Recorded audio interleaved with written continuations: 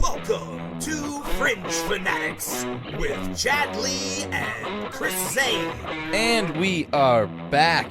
It is Fringe Fanatics. I am Chris Zane. And I am Chad Lee. Thanks for tuning in. Thank you guys. If you could, please go visit our link tree if you're having trouble finding us or if you want to know where we're at. Social media, all that stuff, all those links are on there. That website is linktr.ee/fringe_fanatics. And also, if you just want to find us on social media, we're on everything at fringe_fanatics. We made it easy that way. Easy money. Yep. We can't keep track of all that stuff. It's just too much. Yeah, it's a good way to do it. But anyways, Chad, how are you doing this good, man. week? Yeah, we got some good news today. Good news. Yeah, good news. Well, we should just cheers to that good news Yeah, we should. right away.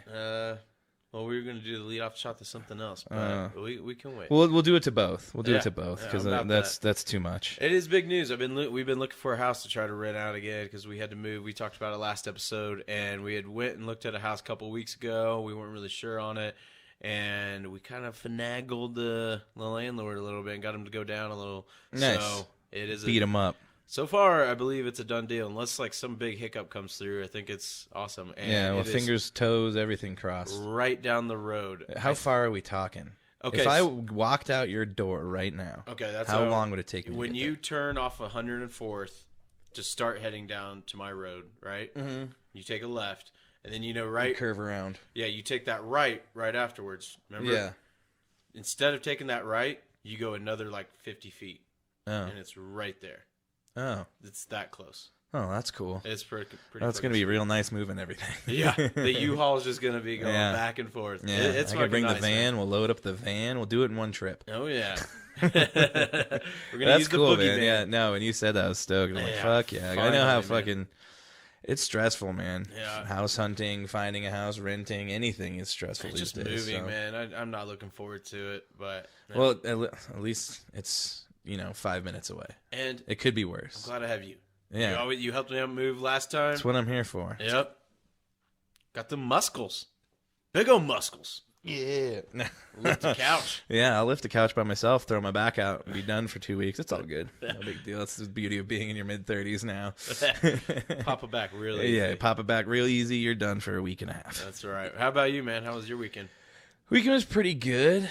I don't think I really did too much this weekend, honestly. I don't know what I did, to tell you the truth. It's kind of a blur. Yeah, I don't know. that's It's a maybe a bunch good of thing. nothing, yeah. Yeah. You guys have practice yesterday? We had practice on Sunday, so that's one thing I did. We did have practice on Sunday. We might have come up with that's a new tune, so that's kind of cool. Oh, nice. Yeah, and we locked in the recording, so that's going to happen in May. So, Nice. That's a big deal. yeah, that's fun. You going to go with that one place at that house? Yeah, over there in Lakewood. Yeah. Very cool. Yeah, so that's going to be cool. Yep. Check World- out the Born Readies. World famous studios. Check them out in Denver. Go ahead. Oh, he's just got one of those like old school Neve consoles that like take up an entire room with like all the switches and shit that you saw on like VH1 behind the music and stuff. Yeah. So that's cool. Yep. Yeah, I just forgot what I was gonna fucking ask. God damn it. It's okay. Yeah. Oh no, my dad messaged me. He was like, Oh. what was Chris's band name? I was gonna look into him, so I sent Oh, it to nice. him. So he Oh, might thanks, have a new Mark. fan. Appreciate you. Hell yeah. Hey, he liked Faya, so you know I bet he'll like you guys. he might like us. Oh, yeah. We might be up his alley. We'll see what's up with that. All right. Well, before we get the show going for real, I do have to make an amendment to last episode. We are not perfect. We are not perfect, and I misspoke. Yep. And I'm going to look into this camera over here, and I'm going to say to the city of Chicago and the Chicago dog itself, I apologize. Man, the comments, we had people from Chicago just They going were- off on Yeah, it us. was just constant. Yeah, it was like notification central. Yeah. It's terrible. If I could do a Chicago accent, I would, baby. Yeah. What the fuck? I don't know how the Chicago accent We goes. put mustard on our hot dogs? Yeah, so I said that However it that was goes. ketchup on the Chicago dog, and if I was a smarter person, I would know that in Chicago, you never, ever put ketchup on a hot dog. It is feel blasphemy. Their thing is a pickle, mustard, and chopped onions. Is that And there's right? there's tomato slices. Ew, what and I the think relish fuck? too. Yeah, I think relish too. Yeah. That's disgusting. And it's like a whole, see, you're going to piss him off. I already pissed off. I'm sorry, Chicago. And then he goes and throws that at you. Jesus Christ. You know what I represent is KC Barbecue. We got good That's shit true. to represent. You guys got pickles too, though. So, I mean. Yeah, pickles go so great well with barbecue. Yeah. You need that acidity. Yep. But yeah, so I mean, Chicago dogs aren't my most favorite thing. I mean, that's how we got into biker gyms because we started just talking about cool toppings, and I was like, dude, fucking cream cheese. Their toppings are caramelized amazing, onions. man. I think. What is your favorite one? I think mine is the rattlesnake dog. Oh man, there's. I think there's an antelope one that was really good. Yeah. I think it's like pheasant and antelope. They always like mix two of them together. Yeah, and they get those from a sausage place in Denver too. I think it's like around Cherry Creek. Yeah, Josh told us about it. That Bethany worked like right across the street from her. Shout out Joshua Sachs and Bethany Sachs. But yeah, so we shouted out biker gyms through that, and they actually reached out. Well, they responded back to us. They did. They commented. They liked that we brought them up, and we're gonna do it again because we love biker gyms, and anything we can do to get maybe just 10% off. Or, a free hot dog once a month. Just once a free month dog would be worth it. We'll mention them every episode because we love it, man. I have told so many people that I think they were on no reservations back when they were just, like you mentioned, a hot dog stand on 16th Street Mall. Yeah. And then rest in peace, Anthony Bourdain came back again, I think when they had their stand.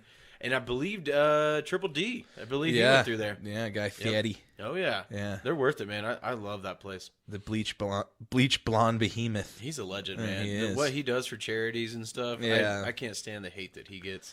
It's the fire polos, dude. And the cheesiness, dude. And he's so cheesy. Those Oakleys that he always wears. When you think of him, you know what Oakleys I'm talking about. Like it's definitely. just those Oakleys, those white Oakleys. Yeah, with the blue lenses.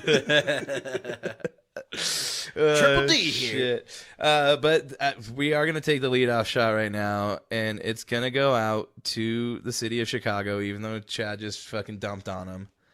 Hey, I appreciate what they do. It's different, but I'm not a fan of those. It's their thing, dogs. Yeah, how would you feel if someone shit on KC Barbecue? You'd be a little upset, wouldn't you? I would be kind of laugh, perturbed, because they would be in the minority. That's for sure.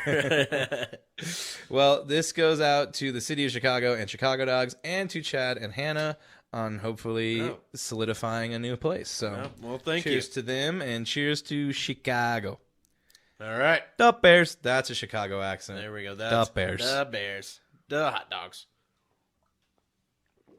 The dogs. So we're watching Monkey Shoulder. Shout out Monkey Shoulder. We brought it back. They're back. Oh, big dunk by Aaron Gordon. We're watching the Nuggets game right down in Houston, and it should be an easy win tonight because the Houston Rockets are... Oh, Jamal's playing. Wow. Yeah, it's good. He was limping after the game yesterday, or on Sunday. Oh, I didn't notice that. Yeah. Shit.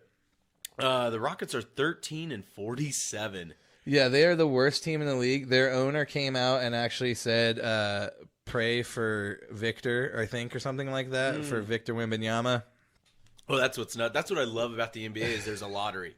Yeah. It doesn't matter. So yeah. That's how it should be in the NFL. I really Everything wish they should be would. like that. Yeah, I think that way it prevents tanking somewhat. But, we're watching this game, and they just showed like a bird's eye view of the stands, and there's nobody dude, there. We're looking right behind the seat, or behind the coaches for the team, and they're empty. There's nobody there. 20 people maybe behind the team. They probably couldn't give those seats away.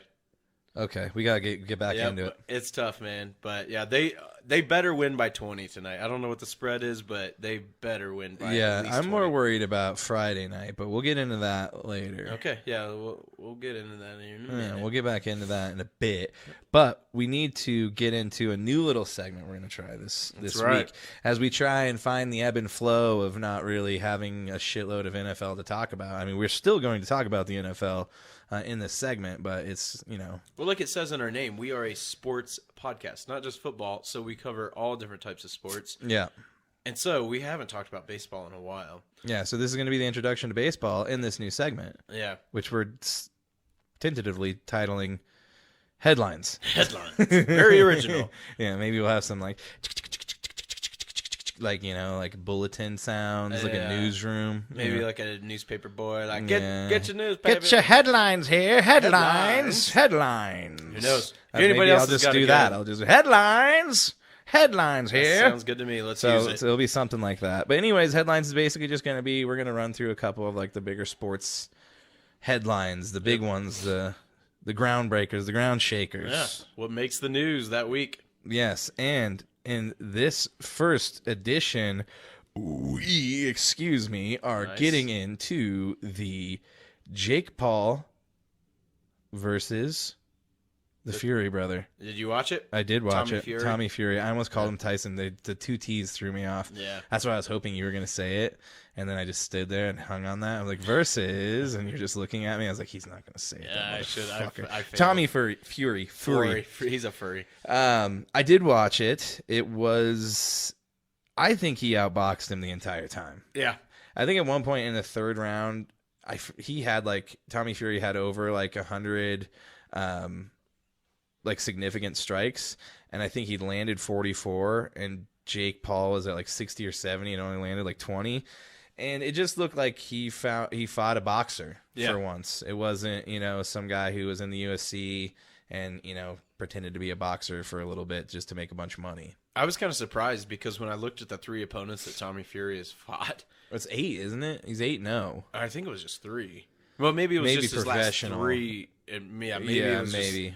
Those last I don't 3 follow boxing that much, but I don't either. But these 3 opponents, I mean, one of them was like 13 and 45. I mean, they were warm-up fights. I saw Jake Paul was talking shit about that and saying all that stuff.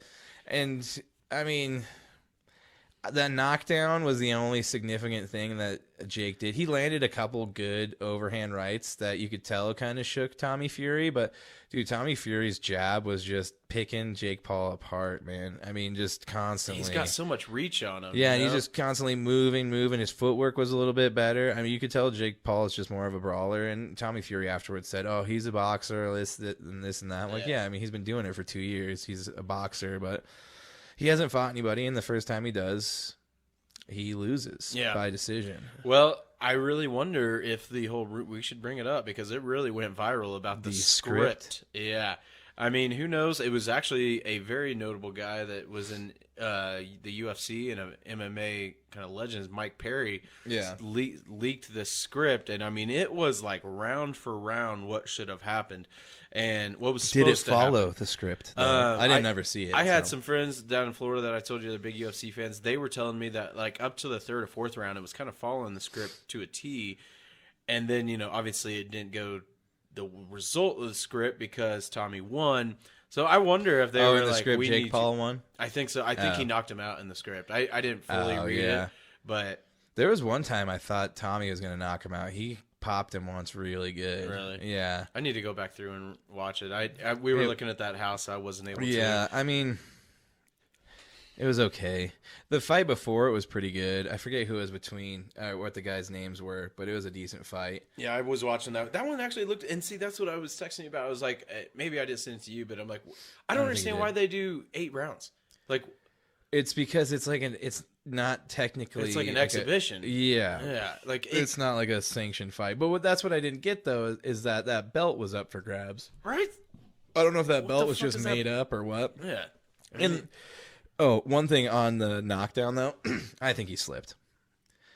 I think. Oh dang, this game is not going the way we would have hoped, but it's all right. Malone looks mad. Yeah. The thing is, though, like, he was stepping forward to throw a punch. Paul hit him with a really good, solid jab. But it's almost like he was so far forward that he went to, like, go back from the jab and just kind of slipped. Yeah. I think that's why they gave him the fight in the end.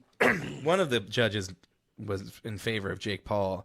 Yeah. And I think the other one, I can't remember what the scores were. Yeah, but it was one like of them was like, it was like 3 points. Yeah, it was 3 points over. And both of them were. The 2 other judges, it was the really? same. Yeah, it was like 27 to 24, some shit like that. Yeah. I don't understand. I did see boxing that knockdown, scoring. and I didn't feel like that was a valid knockdown either. Yeah, I mean, he looked like he kind of it slipped, and then he just popped right back up. Like, it's not like I'd be one thing if he got hit and he's like, struggling to get up, but it's just it seemed like an incidental thing. Well, the big question here is what everybody's asking is who's Jake Paul going to fight next? It's beat Tommy Fury. He said there's going to be a rematch. That is true, and I'm sure that, and probably in the contract, I think there might be a 2-fight deal. See, if anything, I think that's why there'd be a script, because in Jake Paul's contract there was a clause for a rematch, but not in Tommy Fury's. So if Jake Paul lost, he gets a rematch. That was in his contract. But if that fits, so who knows? And he made like $30 million. I saw him post like a video afterwards, where he's like riding in a car and he's like, it's like one of those TikTok things where it's like probably to a song. I didn't watch it to the sound, but then it's like when you lost a fight and he's like crying, and it's like when you made $30 million, he's like, and then it's like when something happened and he's like, it's just, that's why like I just don't care, man. I think I care more about the slap competition than I do his fight. Which speaking of which, I need to start watching that. I just feel like they're all scripted, I don't care when people say, oh, he knocked out Anderson Silva, or he knocked him down, or he knocked out Tyron Woodley. It's like anybody that really watches fights can see that like this really seems scripted. I mean, it's like WWE. Dude, Anderson Silva was like 44 years old when he fought him. Yeah. Ben Askren was what, like 38? He's a wrestler too, and he's not even a striker. He was completely out of shape for that fight. Yeah. He looked like I do with my shirt off. One of my favorite memes is like him after the weigh-in. He's just standing there like super unathletic, and like the text said, when you take off your clothes and she's just laying there waiting for you. He's like, yeah, baby. I know I look good right now. That's why the lights are off. So true, but I mean, it's just, we'll see who he's got to fight next. I was just glad to see him lose. I just don't like those guys. Me either, man. And then in the middle of the fight, they went to Logan Paul and he started talking shit to the Fury family in like a ringside interview in between one of the rounds. Oh, wow. I didn't know and that. Then also, I don't know who that guy was that was doing the in-ring interviews after the fight. But, dude, I swear to God, you could barely hear him around Jake Paul's penis in his mouth when he interviewed him. It was so ridiculous. Oh, wow. He's like, you came out here, you showed you're a boxer. I mean, you did it for real. Well, you went against a boxer. And I'm like, yeah, and you got, like, picked apart technically the entire time. See, that's funny because my friend Natalie was telling me that same thing, that, like, the commentating seemed like it was just... The whole fight was leaning towards him. It was, and it's all his people. Yeah. I mean, let's talk about Live Golf, which we're going to get into next week, hopefully, with Adam from Shine Time Golf. Yep. He's going to be a guest on the podcast next week, tentatively. We'll see if it happens for real. It will happen. I believe it will. But, it just... the Live Golf has gotten a bunch of trouble for working with the Saudi government, and then that fight's in Saudi Arabia. Yeah, that's why it was at 2 in the afternoon. When I saw that, I was like, "Oh, that's why it's at 2." It might have been Saturday there. Yep. I don't know how time works. Yeah, who knows? I barely understand how to get up in the morning. But yeah, it that kind of put like a thing on it when I was like, and then like afterwards they're like, oh, I want to thank the Saudi print, and it's just like, this seems kind of blood fucking money, weird, man. That's blood money. But everybody got rich from that fight, so good for them. Yeah. The Furies prove that they're better boxers, and thank God we don't have to talk about Jake Paul for a little while. Yeah, thank God. But, on the Furies, on more imperative news, Tyson Fury versus Yuschek. I'm fucking it up. He's fighting a Ukrainian guy coming up. He's a very notable fighter. Damn it! I wish I could remember how. Like after the Wilder saga, he's like, I'm done, and then it's like a year later, he's like, nah, money's cool. Yeah, he's definitely gonna keep fighting. It sucks because I think it's Usyk. Yeah, I think it's Usyk. It's like it's like Yuschek, but Kyle. Almost, yeah. But he's a really good fighter. Bunch of consonants. Yeah, I don't vowels. know. I'm sure Tyson's gonna beat him, but I think it's gonna be a good test for him. So I think that fight's here in a month or so. He's another one of those people like Jokic kind of who's just like so unassumingly athletic. Oh, it's so nuts, man. Like he just looks like a giant. Like he doesn't look like super ripped. He's kind of got a belly. He's a But gypsy. he just fucking knocks people out. He's The the Gypsy King, man. He was in that ring with his like seashell shirt with starfish on it, man. It's super loud shirt. Yeah, he could when you're the heavyweight champion of the world and one of the best of all time. Yeah, you can wear shit like that. Yeah, definitely. Yeah, You've made enough money. You can I wear think- whatever the hell you want. I saw news today that they're pretty close. Where Deontay Wilder might have a contract for a 2-fight deal with Francis Ngannou. Oh, really? I saw he was there at the Yeah, fights. yeah. They interviewed him beforehand. Oh, really? Yeah. Yeah, that would be nuts if those fights happen. I would watch that for Well, sure. I mean, Ngannou got released from the UFC, so we'll see Yep. what happens. I can't wait guess to he's see a what free happens. agent. I don't really know how that works.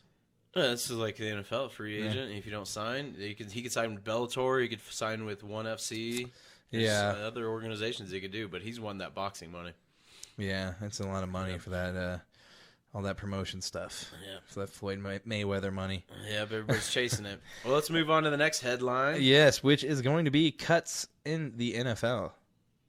Oh, We had a couple. We're not going to talk about the NFL too much, but I mean, there were some big cuts this week. There were. Yeah, Carson Wentz is commanding the Commanders no more. He's not in command anymore. After 1 year, he's one and done there, just like he was at the Colts. Yeah. Time think- for a change of scenery. With him and Trey Lance, we're starting to see that maybe North Dakota State isn't the best place to, evaluate a quarterback. Hey, dude, that first year he came out, everybody was like, "This guy's the fucking second coming." I feel like maybe it was the team. He did have a good year. I definitely will admit that. I mean, they would have probably won the Super Bowl either way had he not shredded his knee on that. He was on the way for quarterback MVP. sneak. Yeah, He was definitely on the I way. think it was like 2 or 3 games before the end of the year when I he think shredded week his 12 knee. or Yeah, something like that. Which, when there used to be 16 games back in the day. Oh, yeah. Back we in my sound day. old when we say that. But yeah, so Carson Wentz is released. Marcus Mariota Yeah. no longer an Atlanta Falcon, I which think may be a prelude to what you are thinking. Lamar Jackson going to Atlanta. You heard it here first. Yeah, I think it's happening, man. I think it dude, is. imagine that running game though. Tyler Algier, Yeah. you got Lamar Jackson, you got Caleb Cordarrelle Huntley, Patterson, Caleb Huntley, Caleb too. Huntley. And then you got Kyle Dude, Pitts. they will probably break the rushing record by like 500 yards Yeah. for a team. Especially Arthur Smith there that used to run Derrick Henry over there. But Yeah. yeah, I think they could, I really hope it happens too because They'd be smart. Look how I used to when I was in high school. I used to love turning on the Falcons and watching Michael Vick, and it would almost be like a renaissance. Vic in of prime that. time. Wasn't Prime? No, Prime wasn't on that team. But Prime was on a Falcon. Oh, he was a Falcons for Falcon, bit. but way yeah, before that was before. Yeah, but I time traveled again earlier. I don't know how time works, He guys. doesn't, man. No idea. He doesn't have a watch on. There's a reason why. But it's nuts. I think that's definitely gonna happen. They have like $65 million in cap space. They can Yeah, they have afford the him. most, I think. I think they just have saved a bunch by shedding Marcus Mariota. I don't think they're paying him that much though. What But is it's this- still, Isn't that just nuts at how many Heismans don't work out in the NFL? yeah, it is crazy. It is nuts. It's almost like a curse. Which we should do like a segment on that next week or something. Just We a should take a little note. deep dive into it. I think Yeah, so. Heisman's that do anything. I mean, you got Baker Mayfield, Jason White for Oklahoma back in the day, man. Vince Young, I think, won it too, didn't he? He didn't do Yep. much in the NFL really. I mean, he won a lot, but then nothing really Yeah. happened there. All right. Peyton never won it. Tom Yeah, I don't Brady think never Peyton won it, did. Yeah. obviously. Definitely not. Playing for Michigan. Fuck. Yeah. We'll have to do Yeah, some we'll have to research into see. Yeah, it's Is it's it weird. It really is rare where Heisman, but I mean that's just it. It's like It's a Stetson different game, Bennett, though, dude. Stetson Bennett, like he's He's 29 he's years old. 39 He's years old, 50. maybe. He retired and came back, and now he's College is a different game, It's just those guys can succeed in college, but when it comes to the NFL, those guys are bigger, faster, and stronger, and lethal. Well, and I think especially like a lot of these guys coming out of Alabama, they have basically like a what do you want to call it, like a low level NFL team Big as time. the entire roster playing against college guys. Yeah. So like especially like Alabama where these guys, there's like 30 guys going in the draft in the top 3 So fucking what do rounds. you think? Who's got the number 1 pick? The Bears? Do The you Bears. think Georgia's national Georgia, championship? I do you think they're going to they go could beat 'em? defensive lineman, either No, tackle. what I'm saying is like I've wondered this for years, and I was glad because the New Heights podcast brought it up. But they were like, no, college is way different. Do you think that Georgia's national championship team could be the worst team in the NFL, the Chicago Bears? Dude, I think it'd be a good game. I do too. I mean, Georgia, that's basically full of NFL players. But the thing you got to think about, though, basically they're like an NFL practice squad with like a couple good guys. Yeah, but the Bears were really bad. The Bears, their offensive line was horrible. They were horrible, and that's why Fields had to run so much, and that's why his shoulder was all fucked up at the end of the season. But yeah, I don't know, man. It's tough to say. I think it would be a closer game than people think. Is what my assumation would be. Assumation, nice word. A couple other like minor cuts. Leonard Fournette done with Tampa Bay. Yeah, he got released today. And Kenny Galladay, what a ride that was in New York. God, I think he might have caught like 10 catches the whole year. And he got paid. I want to say it was close to $20 million. Mm-hmm. They paid the fuck out of that dude. Yeah. That was a failure. Yeah, such a fail. Let's get into what else? The pitch count? Oh, the pitch count. Yeah, yes. The countdown to change in the MLB is what I'm calling it. Because that's a good way to title it's the beginning, I think, of a lot of changes we're going to see in the MLB. Yep. People don't watch. We're in the age of YouTube Shorts where people are watching 2 to 3 minute clips constantly. Yep. To sit down and watch a 3 hour and 3 minute long baseball game, it takes a certain type of psychopath. I'm one of those people. I will do it. I will watch the terrible Rockies. You didn't do it too much last year, though. I watched maybe one whole game. Yeah. But that was the first year. That was the first year, though, in a really long time. I didn't even listen. I used to, if I wasn't able to watch the game, I was at work because they play at like 1 o'clock all the time. I'll listen to the whole game on the radio. Yeah. But last year was the first time that I hardly ever did that. I didn't even really give a shit. And it's probably going to be the same again this year. Although, as the start of spring training has happened, my Colorado Rockies are 3-0 in spring training. Undefeated. That's right. Undefeated. Yep. We're going to carry that all the way into the World Series. They brought back Bud Black. So. Bud Black, yeah. You got a little extension for a bit because who else is going to come here and coach this disaster? Yeah. We care more about a party deck than a team, so that's how that goes. But when it comes to the pitch count, we have seen the umps enforce it so far, and there's been guys called out. There's been games that won. Games that have been won on it. Yeah, it's been super interesting to see. It's happening.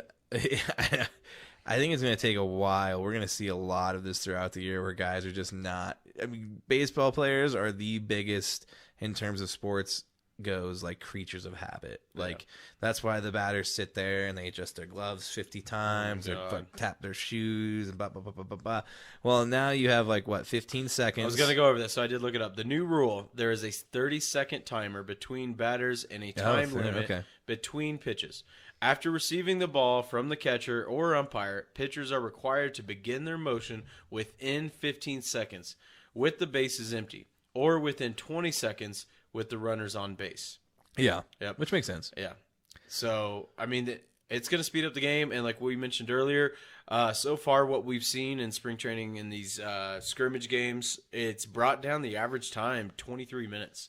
Yeah. There was some crazy thing I saw, a little meme-ish. Let me pull it up here real quick. One thing we didn't mention, though, is the batters are also on a timer, too. Yep. So once that 15 seconds starts, by 8 seconds, the batter has to be in the box and ready for a pitch. Or they're called out. Yeah, or when you're not called out, you get a strike. Oh, strike. That's what it is. You get a strike. Well, this is what I noticed. They were talking about this in the news where there was a Atlanta Braves batter that had 2 strikes. And he took too long. Or something. Yeah, it took too long, and he went over, and that was his 3rd strike. They called him out. Yeah, and that ended the game. Yep. Yeah. So if the pitcher takes too long, it's a ball basically. Okay. So I mean, you could have it could be the 9th inning, bases loaded, and the pitcher takes too long, and the game literally ends on a walk because the pitcher just was dicking around. I think in the playoffs and stuff, this is really going to be. I think in the playoffs, I don't know. I don't know. I could see him really being lenient on it once the playoffs come because of how baseball is. But I don't know. They might not. Here's the thing I saw, though. So average time of a game last season, 3 hours and 3 minutes. Mm-hmm. Friday's 2 spring games. There's 2 of them. San Diego versus Seattle and Texas versus Kansas City. San Diego versus Seattle, 2 hours and 29 minutes. That's insane. And Texas versus Kansas City, 2 hours and 33 minutes.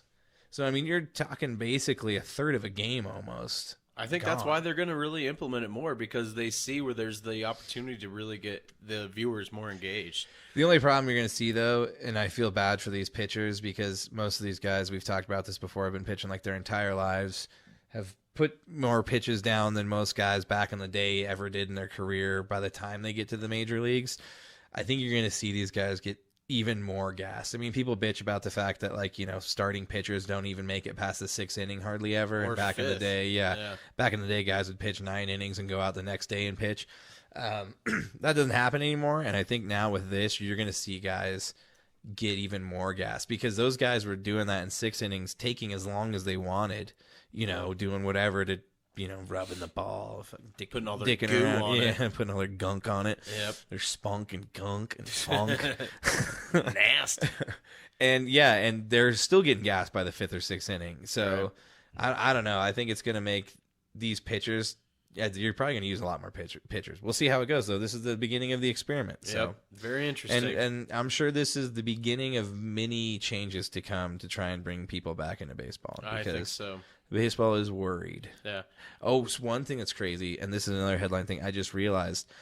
So AT&T Sports Network, the people who back it no longer want to back it. The Rockies might not be on TV this year. Holy shit. Not only that, I think there's 14 other teams that are under the umbrella of this company that runs the AT&T Sportsnet does like a whole bunch, like Pittsburgh and a whole bunch of other markets. Mm-hmm. They all have no TV rights anymore. Oh, man. And nobody wants to pay for local sports TV. Well, I'm sure it's got to be expensive as fuck to air these games. Yeah, I mean, look at Altitude. Look at Altitude and the struggle they're in with the fucking Comcast here in town. If you guys aren't aware of it, if you have Comcast in Colorado, you ain't watching the Nuggets. Yeah. In your own local area. Yeah, you ain't watching How ridiculous is that? Yeah, I mean, well, unless you pay for cable, you have to have DirecTV or what is it, Fubo, and Fubo's in trouble too. Fubo might not be around for that another year. Well, I think YouTube TV's kind of taking them out too. So yeah, that's another thing. Baseball's going to even get harder to watch. So yeah, it's going to be a struggle for them. I mean, it's a dying sport. I hate to say it, but it's it really sad. is. Yeah, I grew up playing it, and it's almost gone. Yeah. Anyways, that's going to do it for headlines. The rest of the stuff we have is going to come in the fast break and things along those lines. But on that note, we are at the musical break. That's right. And this month, we are bringing you Spells from Denver, Colorado. This song you are about to hear is called Staying In is the New Going Out. Please listen and stay tuned. We will be right back.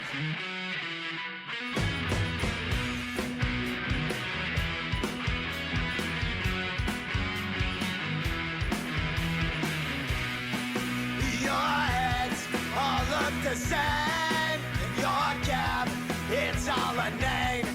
Different lane bars, the same stupid games. My head's bent, I'm in need of a change. Standing, it's the new going out. Standing, it's the new going out. I'm in, never going out. Standing, it's the new going out.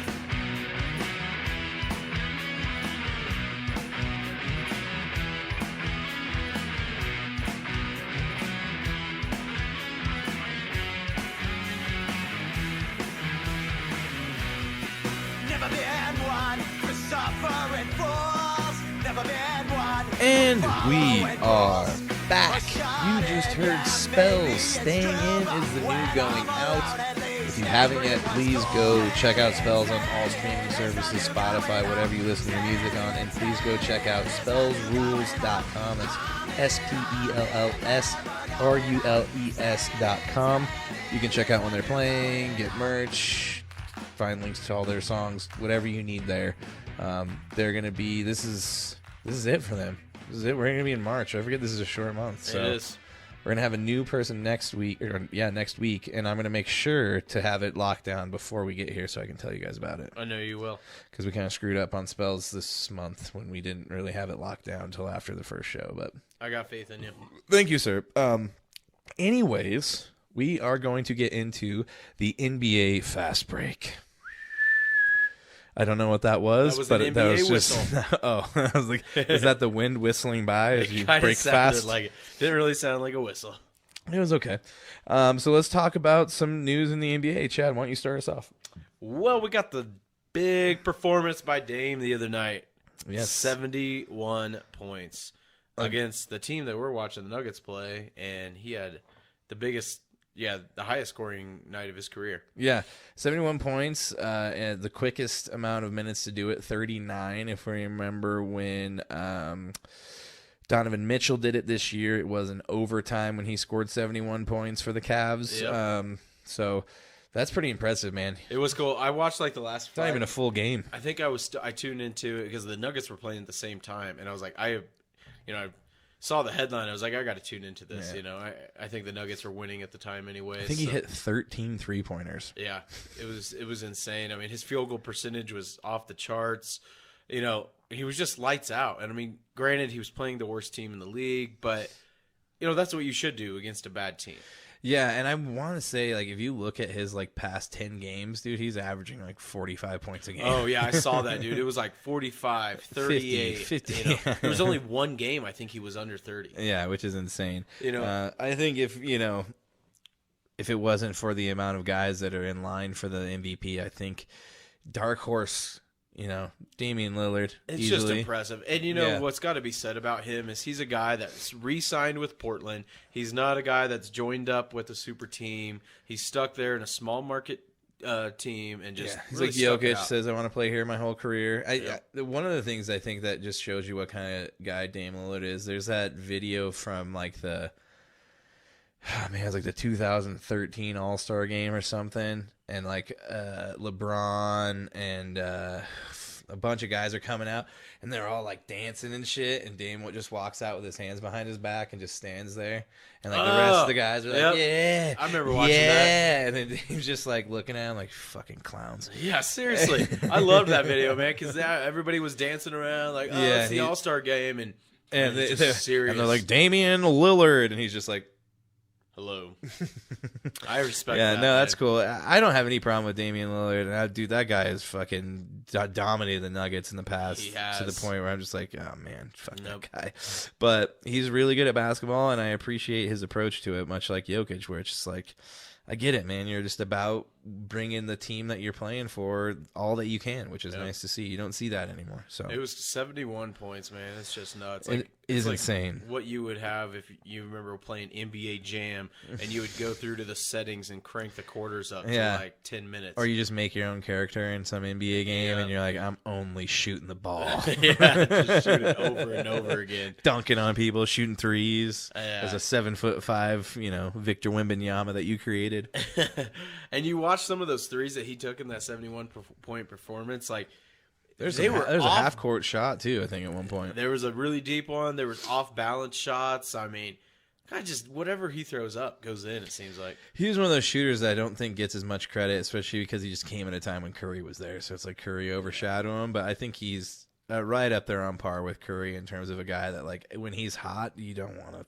Yeah, I mean, God forbid it's against you when it happens, Yeah, very impressive. Yeah, in other news, man, I don't know. There's somber things going on over at ESPN. LeBron hurt his ankle. Who? And I think I was surprised that people weren't sobbing openly on ESPN this morning about it, because they really hate for the Nuggets to be in first place in the West, and I think they wanted so badly for the Lakers to make it in, and I don't know if they do. LeBron's supposedly out 2 weeks for sure, and they're going to reevaluate in 2 weeks. So that's not. I mean, that's looking at it. It's looking bad. Yeah. He toughed through that game. The rest of the guys really stepped up. Anthony Davis actually had a big game because actually I didn't have it written down, but it was over the weekend. They came down. It was the highest comeback win of the year, 27 points down against the Mavs. Yeah, which is pretty impressive. That's really impressive. But, I mean, when he was laying on the ground, he was mouthing to the guys. He's like, I heard it pop. I heard it pop. And then after the game, he was limping pretty significantly. And then, he posted on Instagram a picture of it all double-socked and wrapped up. They already had to make some type of, miracle run to try to make the playoffs. And with him getting hurt out several weeks, it's pretty much the nail in the coffin for the Lakers season. Yeah, I mean, maybe. You never know what the new Lakers could do. We know what the old Lakers could do, which is not much. He had the great game, their first game back. He was one of those guys I was bummed that the Nuggets traded away. He was good. I was bummed, but then he got like a gun charge. Yeah. Like the next week he got traded or something. We don't need that. Hey, let's we don't want to miss this. Here's the shot. Oh shit, I realized that just a second ago too, and I was like, we'll wait till we're done with the news. Yeah, I wanted to get it in there. Shot at the turn. We're halfway through the show. Well, technically, we're gonna call it halfway. We're going to cheers to the Nuggets because they're going to continue this win streak. 49-40. Yeah, they're going to do it. I believe in them. I don't know who this guy is dribbling for I don't know anybody on this. I don't think Rockets Houston team knows anybody on the team. They're like they've found someone off the street. I think Clint Capella still plays for them. Yeah, maybe. But I don't know. I don't think so, man. Oh. There we go. There's Murray with a rebound. All right, cheers. Very nice. To the cheers Nuggets. to the Nuggets. Monkey shoulder. After you drink this, you gotta do that monkey shoulder dance. Whoop, whoop, whoop. All right, lean with it. So what else we got for the NBA news? LaMelo Ball done for the year, fractured ankle. Another Ball out. Yeah, Lonzo. I think after the All-Star break, they shut him down. I think he tore his Achilles last year or something, and he's having a really hard time coming back from that. He's not. It might be a knee. I think he might have done his ACL. I don't know. Yeah, something like that. I don't know. I just know that he's out.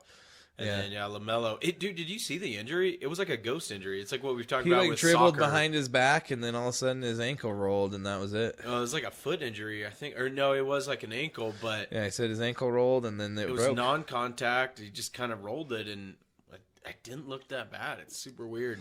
Hey, I've been saying this for a while. It's those non-contact ones that end your career or end your season. Are always the worst. Yeah, definitely. Yep. That's all. No, that is not all that I've got. Because guess what else I've got? The Milwaukee Bucks have been purchased by the Haslams, owners of the Cleveland Browns. We know what they've done there in Cleveland. They effectively ruined the quarterback market. Yep. So we'll see how well this goes for the Milwaukee Bucks. At $3.5 billion, they just were sold. I thought NFL teams were worth a lot more than NBA teams. Not so much anymore. Well, the Milwaukee Bucks stock has been rising, especially the way they've been playing lately. Actually, right now they're down 10 to the horrible Nets, so that's kind of surprising. Yeah, we're going to get into that here right now because... Let's cover last week's game because it was a pretty epic game. 176 to 175. Oh, yeah. The Kings versus the Clippers. I mean, this is a game that double overtime. It sounded like an NBA jam game, 176 to 1. I think the headline through ESPN when it came across was like, yeah, you read that right. 2 overtimes, 176. And the reason I really wanted to get into this is because we see an up and coming star who did make the All-Star game. He is really getting credit for his performance this year. But De'Aaron Fox, not Foxed. Yeah, you added a T, which I did. They pluralized it, which I liked. Him and Sabonis, I mean, they've been playing great ball, and over the last 7 games, I wanted to bring – it was empty. I wanted to bring this up just because I knew he'd been playing well, but then when I see this graphic of his last 7 games, 33 points, 42 points, 31 points, 35 points, 36, 33, 31, and out of all 7 of those games, he only shot under 50% once. That's crazy. He's really making a name for himself this year. And yesterday, I believe, they solidified themselves, so they are for sure ending their drought, their 16-year drought. Yeah, there's no way they cannot make it into the playoffs. They are going to make a play. Isn't that the longest playoff drought in professional sports right now? I think it was 2 years ago, before the Browns played against the Chiefs in the playoffs. Well, they beat the Steelers it was first. The Chiefs. Yeah. It was the Browns, and then so now it was the Kings, and then they just snapped that. Yeah. So I wonder who it is now. It's probably going to be the Broncos soon. They keep up things the way they're going. Like 6 or 7, I think. Yeah. But yeah, that was a crazy game. It's the second highest scoring game in, league history. And it was De'Aaron Fox that hit the game winner there in double overtime. So that was crazy. Yeah, when I saw the amount of points scored, I was like, holy shit. Yeah. It's like the old ABA days, It was just 200-point games. No defense in that game. And we saw the other night when the Nuggets, we didn't really talk. Well, I guess you will talk about it here a second. But they went to overtime against the Clippers. Like, the Clippers have a good squad, but man, they are not playing defense. They aren't. And that's the thing right now with the Nuggets and teams at the top is like everybody's like trying to prove like we got you guys in the playoffs. So like these games right now, until like the last 5 or so and guys are starting to rest and stuff, like these ones coming down the stretch where people are really trying to vie for seeding. I mean, you're seeing a lot of playoff type games going on. Oh, big time. That double overtime game between the Kings and Clippers is one example. Another overtime game right after that, by the way. Yep. I think they had to play that game against the Nuggets right after that. Yeah. I think it was the game after that. So another overtime game for them. But yeah, this is where the NBA gets fun to watch. After All-Star game, things get pretty serious. Well, it's a sprint to the finish. There's 23 games. So, I mean. Now, I think 21. Yeah, that happens fast. I mean, 2-3 games a week. We'll be at the playoffs in no time. Can't wait. Did you already mention the news about KD? I did not, so you can hit that. Expected to start tomorrow night. Yeah, so we'll see what the Suns are going to do because they are in 4th place. They did lose, I believe, their last game, which we'll get into here in a little bit. So we'll see what that can do. I'm wondering how well it's going to come together, how quick it's going to come together. I'm very interested on how they're going to gel. Especially just because the way the NBA changes once the playoffs happen. I mean, that's been the Nuggets' biggest bugaboos. They've been one of the better regular season teams. But once the playoffs start, the whole game changes, basically. It turns into a half-court game, defensive game, which has always been the Nuggets' Achilles tendon, Achilles heel, if you will. Tendon was the wrong thing to say, but same thing.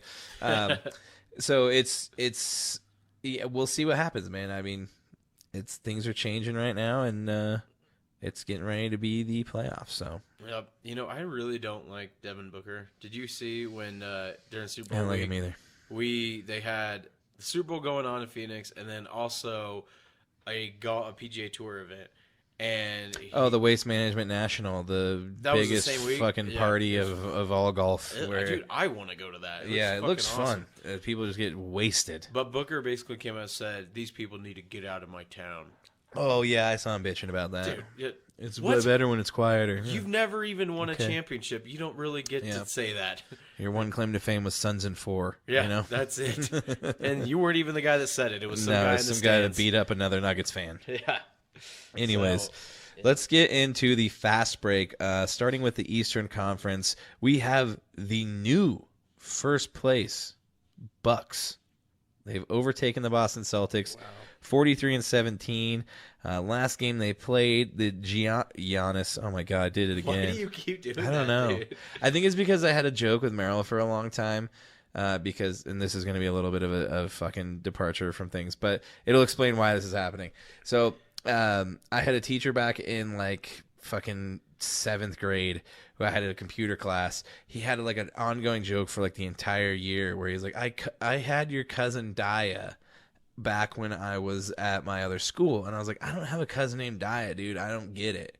And for the whole year, I never got it. And at the end of the year, he's like, you seriously don't get it? I was like, no, man, I don't have a cousin named Daya. He's like, everybody says your last name is Rhea. Do you get it now? And I was like, no. He's like, Daya, Rhea. And I was like, wow. Oh. So I've had this ongoing thing with Meryl that if and when we have a kid, who knows how life's going to play out. It's a girl, I want to name her Gianna. Gianna Rhea. And I was like, I think Gianna's a beautiful name. And Meryl gets mad every time I bring it up, but I think it's fucking hilarious. That's fucking funny. Anyways, that's why I keep saying Giannis. I think that's why I've now given myself a tick with Giannis. Goes off in your brain. Anyways, the Giannis-less Bucks survived the Suns 104-101 Sunday night for their 14th straight win. God damn. So the Bucks are 14 cruising. straight.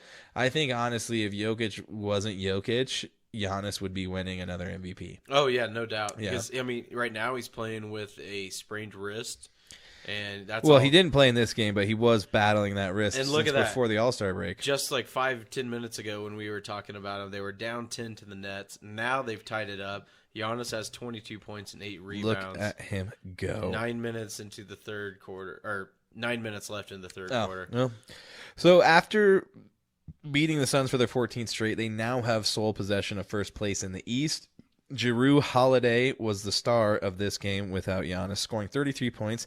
He made a huge steal that allowed Brook Lopez to make the tie-breaking layup with 24.8 seconds left. Lopez had 22 points and 12 rebounds. Chris Middleton, who didn't play for damn near half the year, is now producing pretty well, added 11 points and 10 rebounds.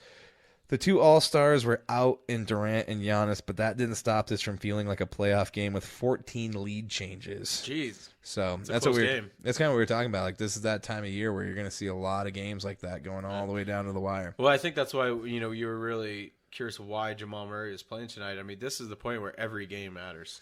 It does. The Nuggets have a pretty good lead, though. But you don't want that. You don't want it to go away, especially with losing to Memphis the other night. But they're going to get that back on Friday. Damn we'll get right. into that soon. Like we said, Chad's been giving us updates on it. The Bucks are taking on the Nets as we speak. In second place in the East, we have Boston sitting at 44-18. The New York Knicks move up to fifth in the East after they win their sixth straight and beat the Celtics 109-94 Monday night. Big win. Yeah, huge win. Especially for the Bucks. Yeah. Tatum was ejected from his first game after letting the frustration with the refs boil over. Meanwhile, New York's D frustrated the rest of the Celtics. They basically put the Celtics into a bad night of shooting the ball.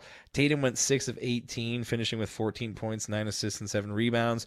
Brogdon added another 22 points, and the other All-Star, Jaylen Brown, missed this game due to personal reasons.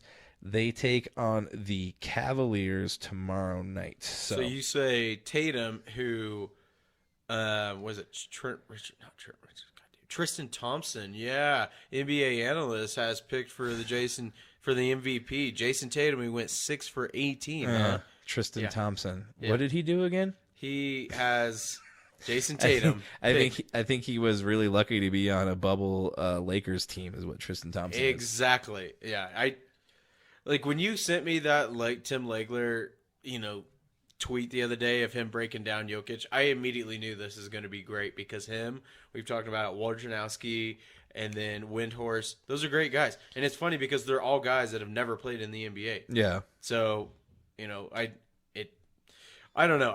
That's why I feel like some of these analysts that have played in the NBA are too biased to actually be analysts.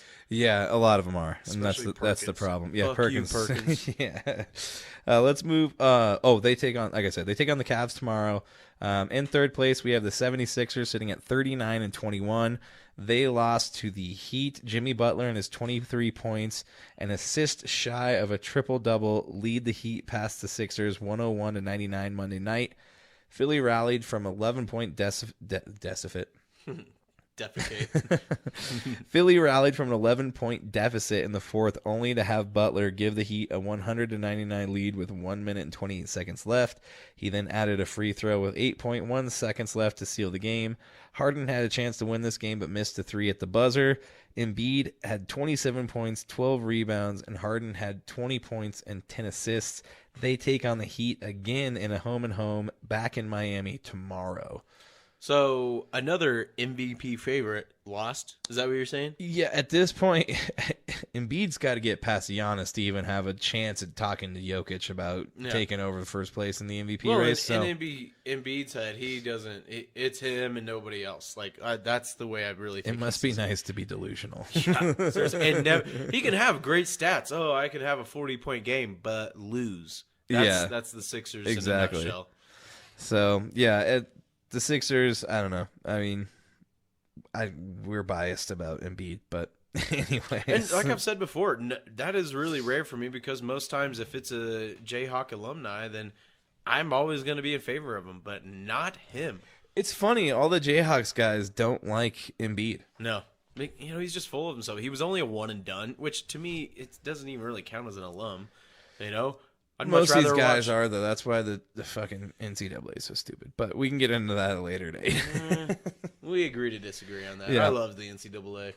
Well, of course, you're Kansas Jayhawks player. Man, I've been a fan of college basketball way before NBA. Shut up, Chad. Duke Blue Devils, man. I used to be a huge... Duke? Yes, I was a huge Duke Blue Devils fan. Mike Krzyzewski? Oh, yeah. Coach K, Shane Battier, Jay Williams. Listen to how I man. said his name. Krzyzewski. Krzyzewski. It starts with a K, guys. I know. It's crazy. That's Polish for you, man. The Poles. Let me run through the rest of the East real quick. And so, like I said, in fourth place, we have the Cavs at 39-25. In fifth place, we have the Knicks, 36-27. And in sixth place, the Nets, without the two superstars they started the year with, are still clinging to sixth place in the East at 34-26, which brings us to the Western Conference, where our Denver Nuggets, Who's all up right. by 20 right now? up by 20, 72-52 Well, at now halftime, 18. basically. Oh, well, shit. 72-54. 2 seconds left. And that's where we're going to stay, 72-54. So, after a lackluster performance and a loss to Memphis Saturday, the Nuggets bounced back in a big way against the Los Angeles Clippers in a playoff atmosphere overtime win, 134-124 Sunday night. Joker, 40 points, 17 rebounds, 10 assists, triple-double. Granted, it did take him till overtime to get this triple-double. All those stat patter conspiracy theorists that think that Jokic is only padding stats, Perkins. I would maybe say, why did it take him to overtime to get a triple-double? That's weird. I can't stand, man. I almost lost it the other day when he was weird. debating with Stephen A. on MVP, and he had Embiid in there. I swear, man, like if I ever saw Perkins on the side of a street or just out You'd and beat him about, up? I think would he'd go take off you. on him, dude. I'd say, dude, Jokic is the MVP. You should just hear his arguments on it. I know we got to get the rest of this, but it was Yeah. ridiculous because he thinks he's pattern stats. Pour us another shot real quick. All right, we'll do. But, yeah, there's no way Jokic is doing that because everybody knows Jokic doesn't give a shit about stats. Yes. All he cares is about is winning. That's exactly right. Let me run down the other two big contributors to this game. Michael Porter Jr., a.k.a. Mr. Turnaround, a.k.a. Mr. Maturity. Who would have seen this turnaround from this guy? He is now producing. He's now accepted his role on the Nuggets.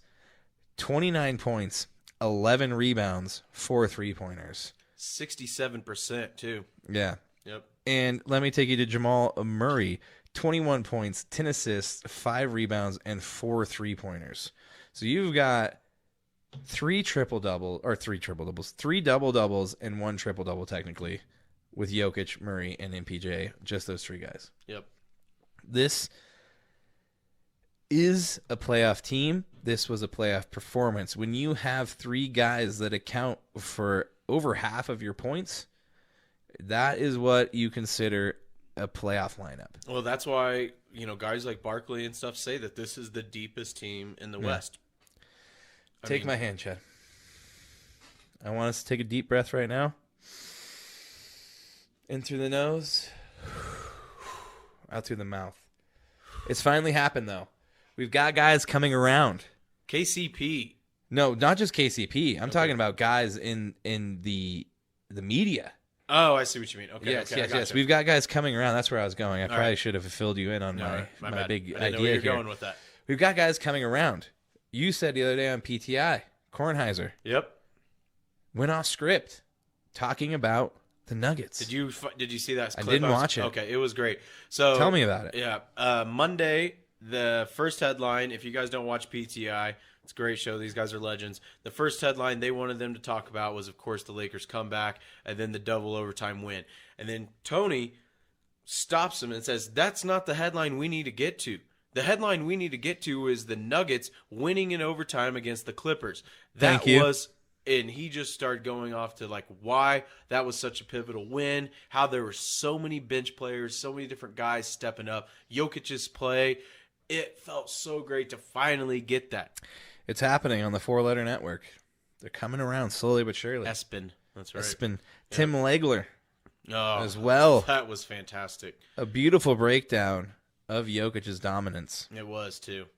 And on, I don't remember what podcast it was, but JJ Redick He's said it best. He's my favorite analyst. If you don't think Jokic is the best basketball player in the world, and this is basically what he said, I don't know what the fuck you're watching. That's awesome. I don't know what you're watching. He's like, I'm seeing a guy playing, chess to checkers. We've said this before. The guy's 10 steps ahead of everybody, even his own team more than often than not. Oh, yeah. You see him. He got an MPJ the other night. I forget what it was for. No, I didn't see that. MPJ did something stupid, and Jokic yelled at him. It was nice. it was the Memphis game. Yeah. Jokic yelled at him. Yeah. But yeah, I mean, dude, it's great to see. I mean, we're watching this game right now. It happened in the Sunday night game where he got cut again. Every game, if you look at Jokic's arms, it looks like he got in a fight with a fucking bobcat. Yeah, I mean, seriously, it looks like he got. Yeah, I don't understand it. Are the rest of these players like, dude, we got to grow out our nails because we're playing see Jokic? it on anybody else? Is that not weird? Why is it that he has all the scratches? I've never noticed dudes with like bleedy scratches all over their arms. Anybody. I've seen bruises. I've seen LeBron run by everybody, barrel into people. He doesn't have any scratches. Like that's weird. It is weird. What I'm thinking. The rest of the NBA is like, we're gonna grow out our nails. We're gonna scratch them. That's the motive that they're going for, man. But I mean, you see it. Tim Legler had a great breakdown with SVP Scott Van Pelt, which is another great analyst, been on there for years, and he broke down how Jokic opens up these lanes, how he's willing to take the front, which means a lot of these other centers don't want to sit up high in the post. They want to get close to the basket, get the easy basket. But what Jokic does, and believe me, I'm not a savant when it comes to basketball by any means, but he broke this down for the common fan really well, where he's basically a point guard out there. Yeah, he draws so much attention. As soon as that other guy comes through, he finds him. Yeah. And the key to this is Aaron Gordon. See, he wasn't playing in the Memphis game. Am I yeah. correct? Yeah. I feel like if Aaron Gordon was playing, Melvin Gordon. Fuck. God, thank not. Thank glad he wasn't. But when Aaron Gordon plays, his connection with Jokic is deadly, man. Yeah. I mean, and that's another thing that Redick said on that podcast was, look at the guys around him. KCP. It's career best year in terms of 3-point shooting. Aaron Gordon, career year.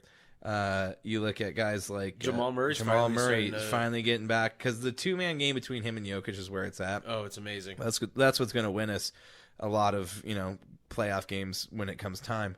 But everybody around Jokic is better because Jokic is on the team. It's insane, man, and he just doesn't get enough credit. I saw a good meme the other day that was like, that childhood picture where he was like super chubby, just kind of leaned over and stuff. Sitting in the car. Had the man titties and stuff. And I got those. Yeah, I know you do. Solid. Mine are B myself. You can go B, I'll go B. 32. B plus. I'll go B plus. Are there pluses and minuses? I don't know. Hey, they're nice. One time we got measured. We went to Victoria's Secret with my buddy's girlfriends in high school, and they'll measure you. For cup sizes. That's hilarious. I was like a 42B back then. That's impressive. I don't know. It's just like your chest size plus a letter, basically. Yeah. So, who knows? I don't know. But anyway, it was a meme of him, and it was like, the new NBA is brains over bronze. And, I mean, that's exactly what it is. These European guys are winning. Yep. Dominating. I mean... Yeah, so we're watching the Nuggets take on the Rockets right now. They're up by 20, and they're having their way with this team, which they should. And so we got who's the team that you said we play on Friday night? Is it the Grizzlies? That's the Grizzlies. Yeah, that's a big one. We get them at home, right? At home. Yeah. So here's the Nuggets basically closing the door on Grizzlies. They got 5.5 games on the Grizzlies right now. So if they win that one, I think that puts them another whole game. So that's 6.5 games. There's no way they're gonna catch him. And what did Josh say? He's not worried about anybody in the West, guys. We're not worried anybody about the West? at all. So he's fine with second place, I guess, right? Apparently, because when you're in second, that's the best. Yep. You're the first loser. To Ja accepting being a loser. To the first losers. Yep. Second place. Cheers. Good stuff. Monkey shoulder. Okay, so Nuggets are taking on Houston as we speak, up 20 points, right? Yeah, it's 20. Or no, 18. It's 18. Well, no, they had 1.4. You looked away. They had 1.4. They scored. Because it went out of bounds. Shit, I was looking away. He threw it to Aaron Gordon 20. Right underneath the basket. Well, let's move on to those second place Memphis Grizzlies sitting at 36 and 23. Ja scores 23 points and had 7 rebounds in a rout of the Nuggets Saturday, 112-94. It's hard to watch. The score of which is a lot closer than this game actually was. At one point, the Nuggets trailed by as many as 29 points. Clearly, the Grizz treated this game as a playoff game, and Malone said the Nuggets, quote, treated it like game 61 or 62. Memphis shot 56% in the first half, and the Nuggets shot 38%. Tyus Jones had 17 points, and Kennard, Tillman, and Dylan Brooks all had 12 points. They play the LeBron-less Lakers as we speak. So right now, Memphis is playing. I'm trying to wait. The Lakers. My internet's being slow. I'm waiting for it. God damn the internet. Yep. Son of a bitch. Which we'll just move on to the third place Kings while Chad tries to get us an update on the Lakers versus the Grizz. The Kings are sitting at 35-25 in third place. 2 days after the 176-175 double overtime win against the Los Angeles Clippers, De'Aaron Fox again scores 33 points and has 8 assists in a 124-115 win over the limping Oklahoma City Thunder. Kings led 36-26 after the first quarter and never trailed again. Keegan Murray had 20 points, and Domantas Sabonis added 14 points, 15 rebounds, and 8 assists for the Kings as the team shot 52.9% from the field. They take on the Thunder again in OKC as we speak. They're up by Back-to-back. 15 right now. The Lakers? At halftime. Oh, no, Grizz. the Kings. The Kings are up by 15. I just checked the Lakers. Unfortunately, they're down by 9 to the Grizzlies. Son of a bitch. So you don't expect them to win without no, yeah. So Memphis at Lakers. Memphis ahead by 9, and then you said Kings were winning. Yeah, by 15. 15. Yep. All right. So in the West, in fourth place, the Suns 33-29. In fifth place, you have Los Angeles Clippers sitting at 33-20, and in sixth place, you have the Dallas Mavericks 32-30. Yep. Well, in that case, let us move on to the. You have something else. The NHL, was that what you were going to say? Yeah, that's where I was going to go. One quick thing. I just want to read this quote. If nobody else saw it, about Charles Barkley. A big hot topic right now in the NBA is load management. That was well done, man. Yeah, right we on almost time. nailed it. Yeah. We need to start Look a at that. choir or something. Load management. Anyway, I'll go low. Anybody, it's a really hot topic because I'm sure there's people out there. There's a lot of good arguments. I've heard JJ Redick go back and forth whether it's good for the NBA. A lot of people are in unanimous decision that it's just bad for the NBA. It's a bad outlook. I mean, these fans, just like us, most people live paycheck to paycheck where they got to save up to go to these games, and they finally go, and then the star player rests. You know, because they have a little hangnail, or maybe they have a calf strain and it's hurting a little bit. But I'll just go ahead and read this quote because I've heard there's a lot. Are you gonna read it like Charles Barkley? That's terrible, man. Hey, these guys are out here playing 45 minutes, and I don't even know. And we played the 85 minutes back in the day. Dude, we need Frank Caliendo to do it. Frank Caliendo does He's a really great good, job on this. Yeah. Wait a minute. You going to make $70 million Michael and you Jr. can't Porter. play basketball 3-4 days a week?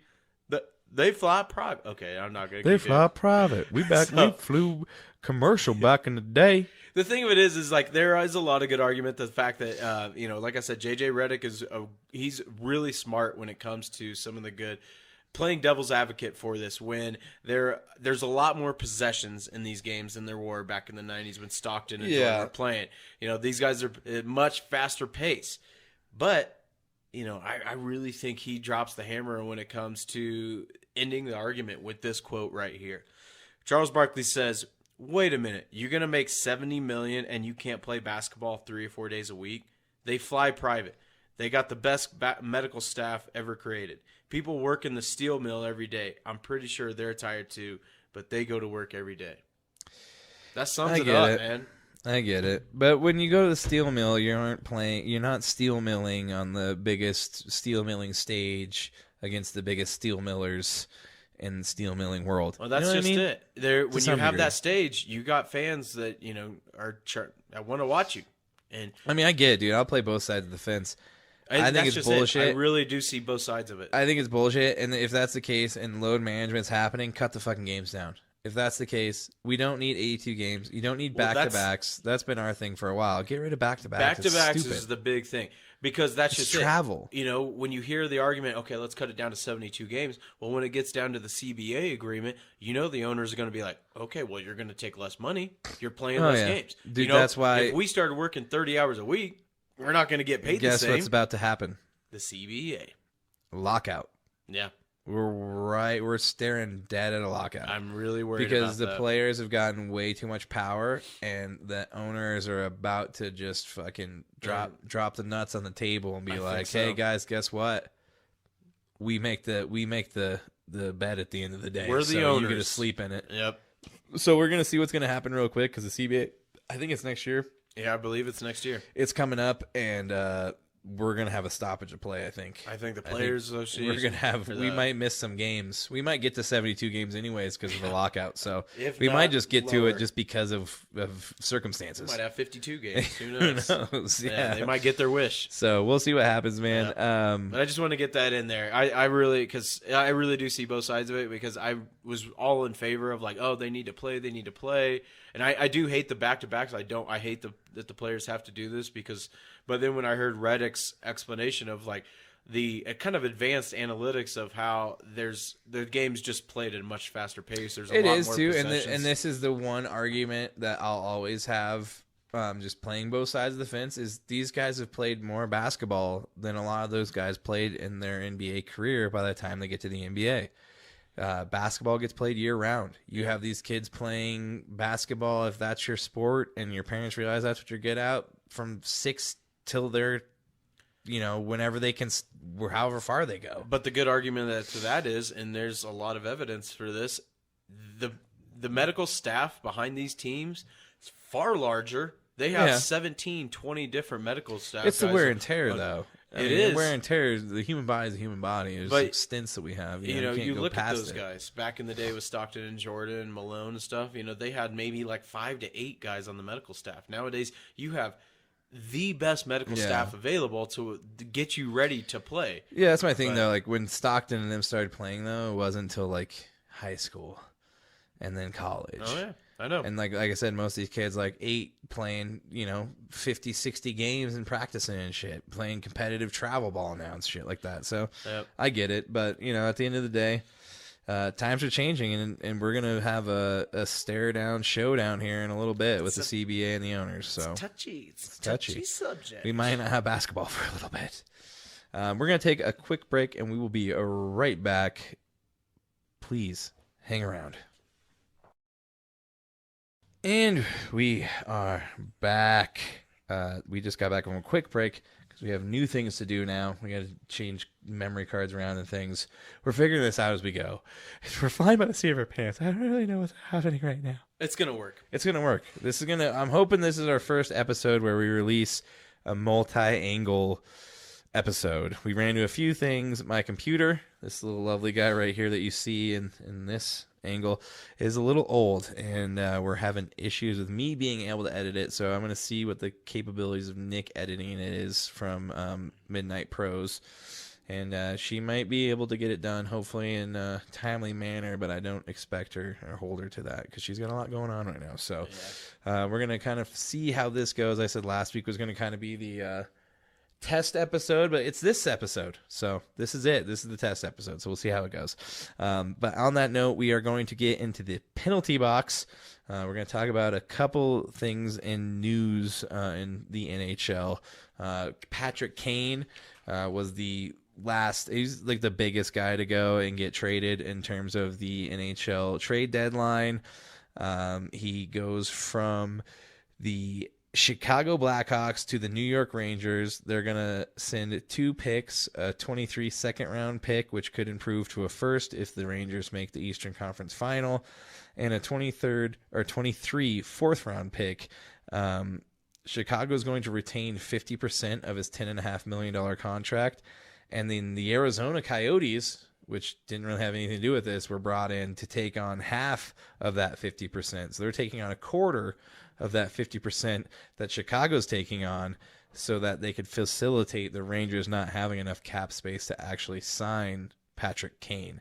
So for coming in and supplying a little bit of money to get this deal done. The Arizona Coyotes will receive a 25 third-round pick for eating all that I money. didn't even know they could do that. That's weird. That is so crazy. That's wild. Help me pay for this player. Yeah. What? Guess what, guys? We don't have enough money. You're not doing too much this year. You got some cap space. Help us out a little. So, yeah, that's super weird. In other news, also with the New York Rangers, Keandre Miller of the New York Rangers suspended 3 games for spitting at Drew Doughty of the LA Kings Sunday night. Spit at him, Chad. You believe that? That's fucking awful. Spit at him. That's just rude. Who spits? I do. I spit That's a lot. childish. And I That's was just like, I don't like childish. how much you spit. I'm like, I can't help it. Got a wet mouth. Say it, don't spray it. Yeah. So, anyways, like the penalty box usually goes, we're just going to run through the divisions. I'm going to give you who's leading the divisions, and then I'm going to tell you who is slightly behind them in second and third. In the Metropolitan Division, Let's go. I've got something in my eye right now, so I'm going to rub it. And in first, we have the Carolina Hurricanes. They are sitting at 86 points, 39 wins, 11 losses, and 8 overtime losses. The Ducks did end up ending the Canes winning streak at 5 with 51 saves from goalie John Gibson in the 3-2 victory Saturday. Just Barry Kotkaniemi and Jesper Fast scored, and Frederick Anderson made 12 saves for the Canes. Unfortunately, it wasn't enough.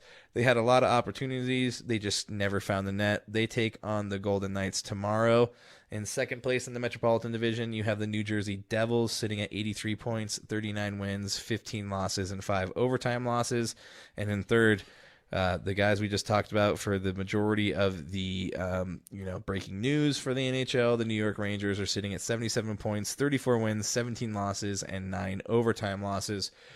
So from there, we are going to move to the Atlantic Division, where we have the first place and the best team in the NHL, Boston Bruins, sitting at 97 points, 3 points away from 100, 46 wins, 8 losses, and 5 overtime losses. Boston continues their onslaught this season with a 3-2 win over Edmonton Monday night, winning their 7th straight, despite Connor McDavid scoring twice for the Oilers and netting his 50th goal of the season. Thomas Nosek, Nick Foligno, and Pavel Sacha all score for the Bruins, and Dmitry Orlov got his first 2 assists since being acquired in a three-team trade last Thursday. The Bruins take on Calgary tonight as we speak, I believe. In second place in the Atlantic, we have Toronto, 82 points, 37 wins, 15 losses, and 8 overtime losses.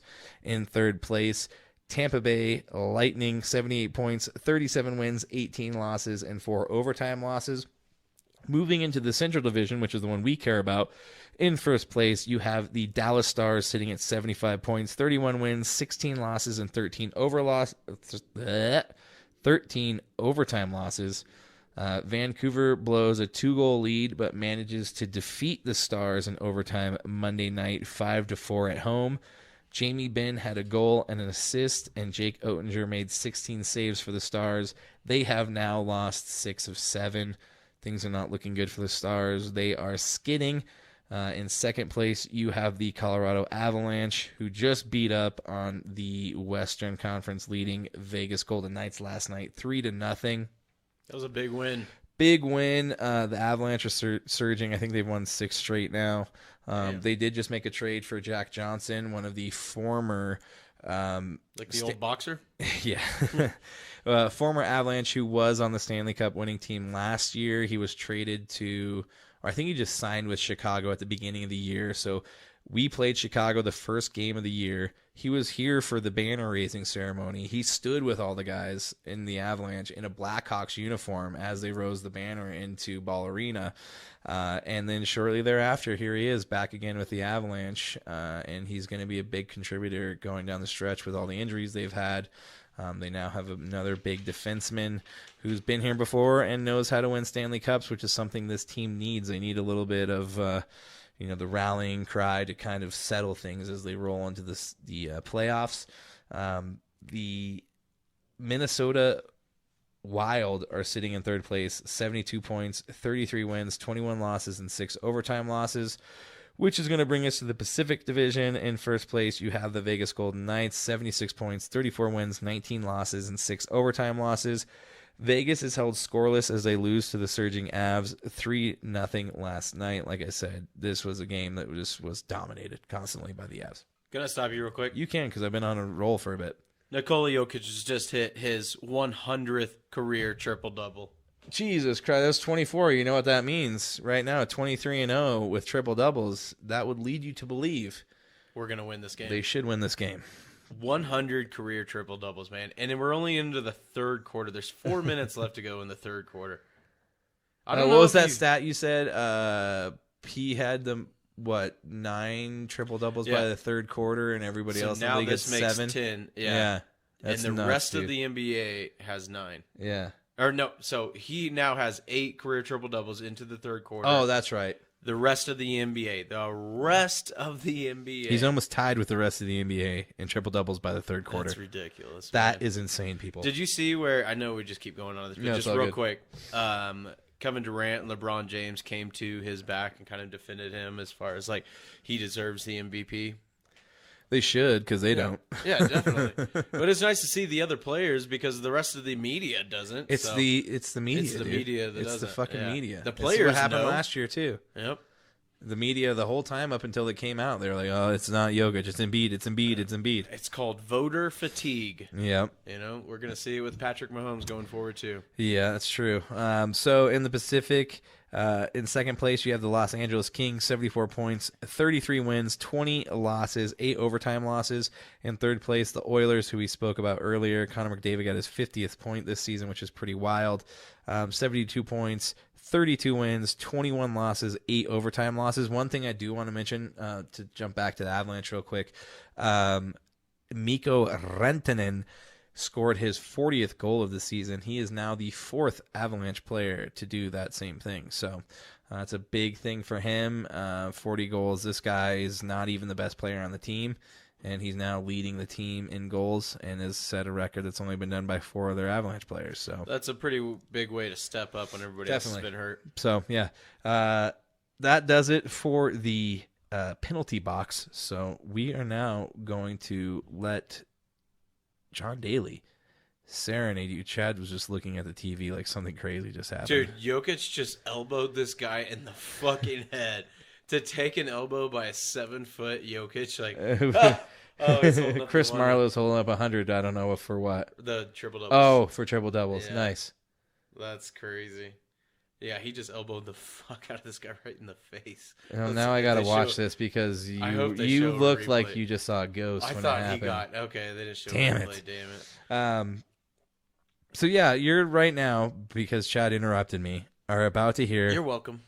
our mascot, as far as I'm concerned, John Daly. He is. And we're about to hit it hard, man. I hit it hard, man. So far, man. We are going to get into the UFC right now. I jumped the gun a little bit back there. He cut me off. Cut him off. All right. We're going to get into the UFC 285. Chad, give us a breakdown of it, please. We got 2 fights, I think. All right. I'm going to do the co-main event and the main He's got event. his legal pad out, everybody. He means business. Lawyering it up right now. Okay?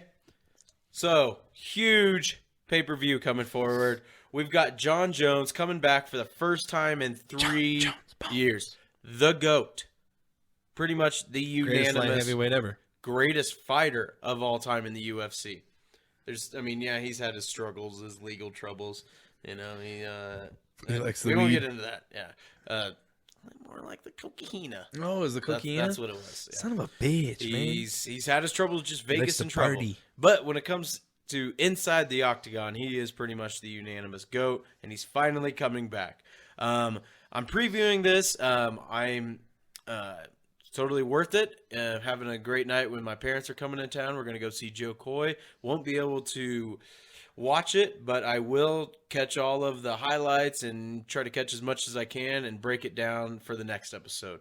Yeah. But co-main event, we got Valentina Shevchenko against Grasso.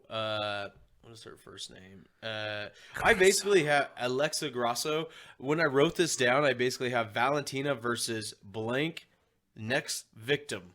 Oh, okay. I like what you did there. It doesn't Yeah. even matter what the name is. It really They're going doesn't. down. I hate to say that because she is Mexican born. You know, I always lean towards those Mexican fighters, but God damn, if Valentina isn't just an assassin. When I was watching the UFC countdown of this, one of her coaches is Japanese, and so she kind of wanted to accommodate him a little bit, and she went to Japan and trained at one of the best kickboxing gyms in the world. Has put forth a bunch of champions. It's just, you know, with Grasso, you got to say, you know, she's Mexican born, so she automatically got that heart that comes with a lot of those Mexican fighters. She's gonna try to put forth a good fight, but I mean, Valentina, she's still hungry. She's always been calm when it comes to high pressure situation. No matter the fight, no matter the fighter, it seems like she will just keep a cool head. And she'll knock these. She's gonna knock this chick out. That's my preview of this. I think she's gonna knock her out.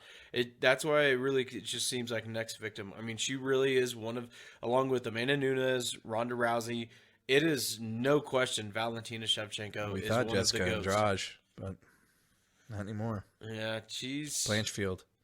Yeah, She's coming. I think, Blanchfield, after Valentina wins this, I think maybe 4 or 5 months from now, we'll be previewing Valentina versus Blanchfield. That'll be a good But fight. I think I would put all your money on Valentina to win this fight. That's fair. She What's is a killer. that next fight, Chad? John Jones versus Cyril Gane. This is a fight where Cyril Gane's only lost one fight. John Jones, we all know his resume. If anybody has ESPN Plus, I just noticed they have put up pretty much. I think they've been doing that before the fights, is putting up all the main. They cards have fights. for the ones coming forward, but these are fights that are before the deal with ESPN. So, nice. That's awesome. So you can go back through and watch a lot of old, John Jones' old fights, because there was a period, I've talked about it before, where I wasn't watching much UFC. I just was busy doing other shit. But living life. Anyway, John Jones, I mean, he went on a title run for near of like 10 years, beating some of the best in the game. Rampage Jackson, Lyoto Machida, Shogun Rua. I mean, and just last night I watched Shogun Rua, and that's when he won the title. He was the youngest fighter to ever win the belt at 21 years old. 22. He was 22 years old when he won the belt and held that title reign for 10 years until he kind of got banned for a year or some shit. But anyway, my prediction for this is he's going to go through and just completely dominate this fight. He's moved up to heavyweight, I got to mention. He's fighting Cyril Gane at heavyweight. The last fight Cyril Gane had, where he fought Tui Tuivasa, and it was a really great fight. Tui really held his own. He was kind of a new and uppercutter and knockout artist. That's the guy who drinks the shoeies, right? He is that Aussie. Yep. Yeah. Yeah, that was the first fight he got knocked out in, right? It was, yeah. I mean, it's just, he's more of a knockout artist, kind of a more chubby guy that's just got power. And Cyril Gane is a kickboxer from France, and he kind of picked him apart and really took Tui to the brick house. And so, yeah, whenever this fight comes down to the wire, I mean, like I just said, you look at John's resume, he's beaten some of the best UFC fighters in the game, and I think Gane's going to be his next victim. I really think, because 3 years, so much hype behind this. I think John Jones is going to go out there and live up to it. And because there is a lot at stake, because there's always been kind of debate on who's the greatest of all time. George St. Pierre, Anderson Silva, John Jones. Well, there's analysts out there that believe if he wins this solidifies his place as the greatest of all time. Moving up in a weight class, and he's even predicted himself. He thinks he's going to go out there and make it, easy. And we saw it when Cyril Gane fought Francis Ngannou, where he's got holes in his game when it especially comes to wrestling, and that's John Jones' specialty. Yeah. Yep.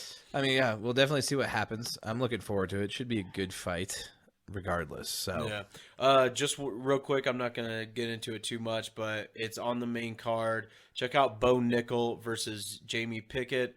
Bo Nickel is an up-and-coming guy. He was born in Colorado. He's a collegiate wrestler. He's got some of the best wrestling in the game, and he's fighting at middleweight. It should be a really... on the prelims? He's got a... no, on the on the main card? It's Dang. on the main card. He's got a lot of steam coming for... Like, a lot of steam behind him, because there's a lot of hype, and it's just because of his superior wrestling. Check out Bo Nickel. Is a name that might be rising in the ranks lately. But Well, that's going to do it for that preview of UFC 285. And now you are going to hear the musical stylings of the one and only John Daly, as he is going to hit it hard, man. I hit it hard, man. So far, man. No laying up, no holding back. Ain't afraid of nothing, it's a natural fact. I hit it long, man. Till it's gone, man. Keep taking chances, live it large. I hit it hard. And we are back for the final time of this episode as we bring you the Daily Dose of Excellence. And this week on Fringe Fanatics, the Daily Dose of Excellence is brought to you by Chris KIRK, who is our Daily Dose of Excellence this week. Chris KIRK just won the Honda Classic in the PGA, 4 years removed from taking a leave of absence from the PGA Tour to get his life back on track. Let's see what happened here. He took an indefinite leave from the sport in May 2019 to deal with alcohol abuse and depression. His life was in a downward spiral, and he attempted to get it back on track on his own. It was not working. He wound up receiving a 7-month break and got the help that he needed to get back into golf. After returning, he played in 11 events in the 2019-20 season and missed 5 cuts. He had one top 25 finish. His game was slowly coming back to form, though, since he did give up drinking. And from the start of 2020 to 2021 season this week, he had 10 top 10 finishes, including a runner-up in the 2021 Sony Open in Hawaii. KIRK's last 3 starts entering the Honda Classic, 3rd at the Sony Open in Hawaii, tied for 3rd at the American Express, missed the cut at the Phoenix Open.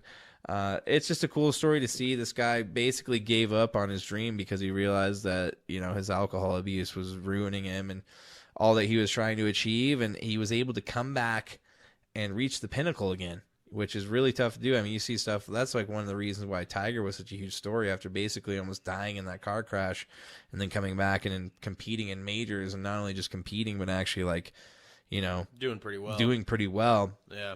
People were blown away. Something like this, I mean, to have the type of problems that this guy had and, have to basically quit what you're doing and go figure it out, and then to come back, he is definitely what the Daily Dose of Excellence exudes. So, well, it's kind of funny because I thought when you pitched the story to me, it's almost the opposite of like John Daly, basically, who a little drinks bit all the time, but the whole idea of the Daily Dose of Excellence and what John Daly, I'm sure, would approve of is succeeding and achieving your dreams however it works for you. Finding that excellence in that flow state in whatever way possible. And if that means giving up drinking, well, then that deserves excellence. John Daly's one of those guys who can drink all day long and still shoot par. So, it's not everybody can do that, and I'm sure he recognizes that. And, we could find out that we're wrong, and he might be like, you guys suck. Yeah. He's like, no, he needs to drink. Yeah. He needs a party, and he needs to party hard.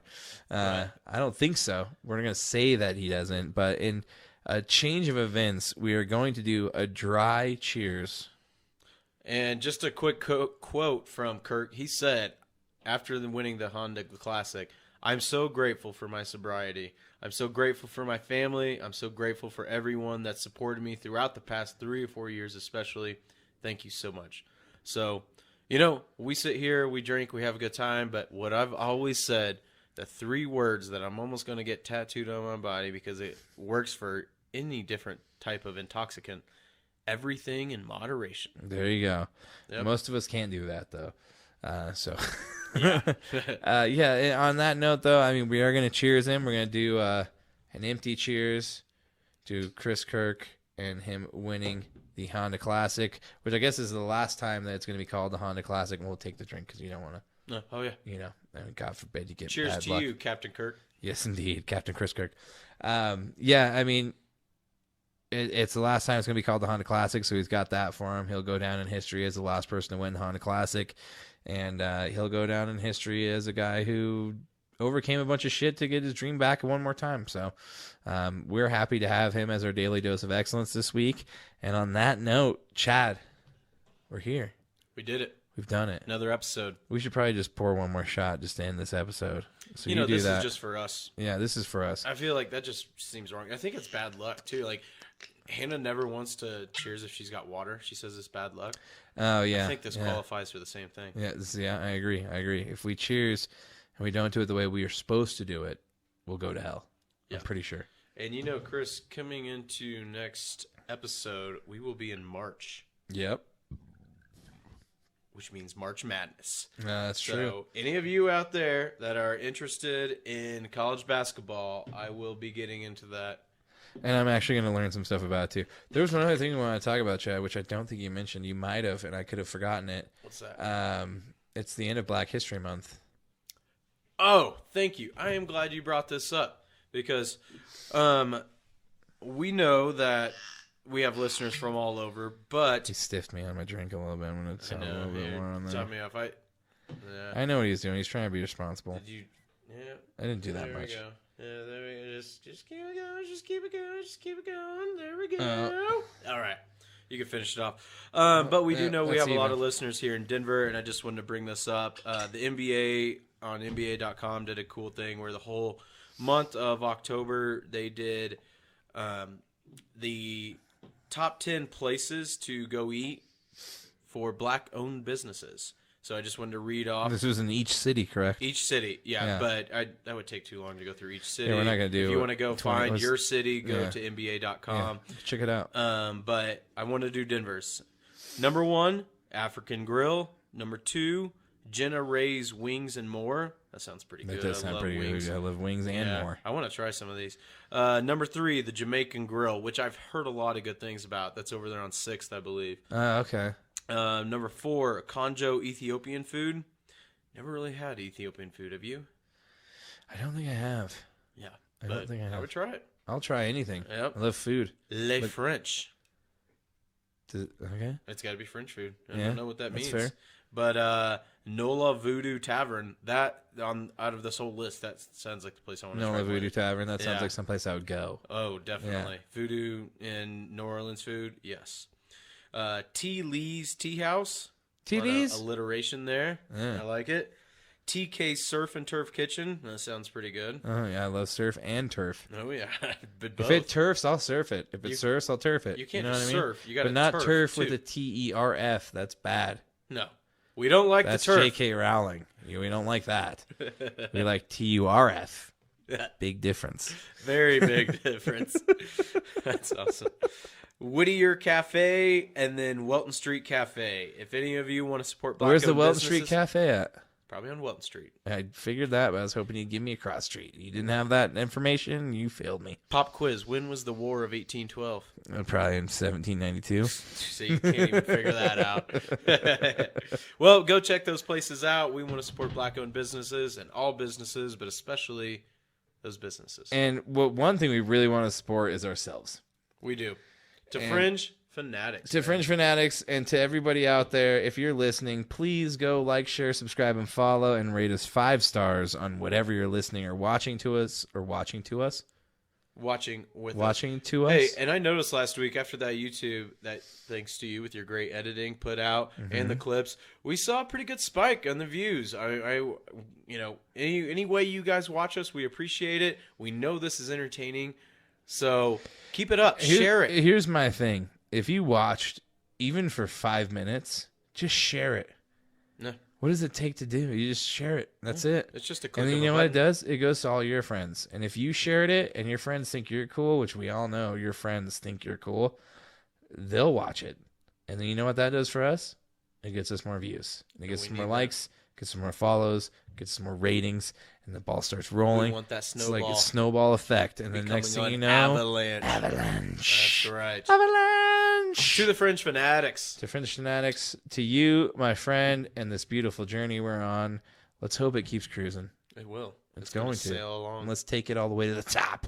Love you, buddy. Love you too, man. We love you guys. That is Fringe Fanatics for this week. We appreciate you all for tuning in. Come back next week. We'll see you next time. Love you guys. Chad looks sad about that. Should we just go through that?